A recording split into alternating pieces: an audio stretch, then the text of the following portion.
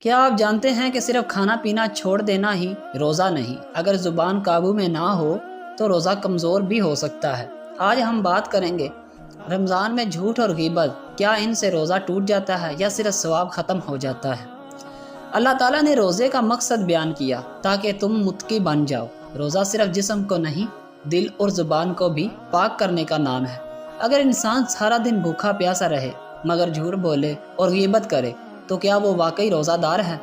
نبی کریم صلی اللہ علیہ وآلہ وسلم نے فرمایا، جو شخص جھوٹ بولنا اور اس پر عمل کرنا نہ چھوڑے تو اللہ کو اس کے بھوکے پیاسے رہنے کی کوئی ضرورت نہیں۔ یہ حدیث ہمیں ہلا کر رکھ دیتی ہے۔ مطلب روزہ صرف بھوک کا نام نہیں، کردار کی اصلاح کا نام ہے۔ غیبت کیا ہے؟ نبی کریم صلی اللہ علیہ وآلہ وسلم نے فرمایا، اپنے بھائی کا اس کے پیچھے وہ ذکر کرنا جو اسے ناپسند ہو، اگر وہ بات سچ بھی ہو تب بھی غیبت ہے، اگر جھوٹ ہو تو وہ بہتان ہے۔ علماء کے مطابق جھوٹ اور غیبت سے روزہ فقہی طور پر نہیں ٹوٹتا، لیکن اس کا ثواب شدید متاثر ہوتا ہے۔ سوچیں، ہم دن بھر بھوکے رہے اور افطار کے وقت ہمارا ثواب صفر ہو جائے۔ قرآن میں غیبت کی مثال دی گئی ہے۔ کیا تم میں سے کوئی پسند کرے گا کہ وہ اپنے مردہ بھائی کا گوشت کھائے؟ یہ مثال ہمیں احساس دلانے کے لیے ہے کہ غیبت روحانی گناہ ہے۔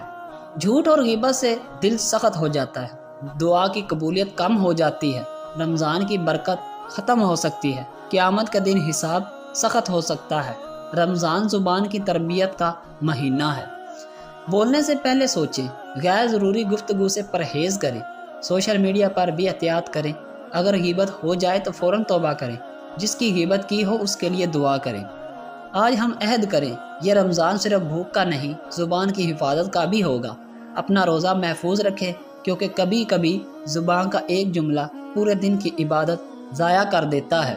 اگر آپ چاہتے ہیں کہ یہ رمضان واقعی تبدیلی لے کر آئے تو اس ویڈیو کو شیئر کریں، لائک کریں اور کمنٹ میں لکھیں، میں اپنی زبان کی حفاظت کروں گا یا کروں گی۔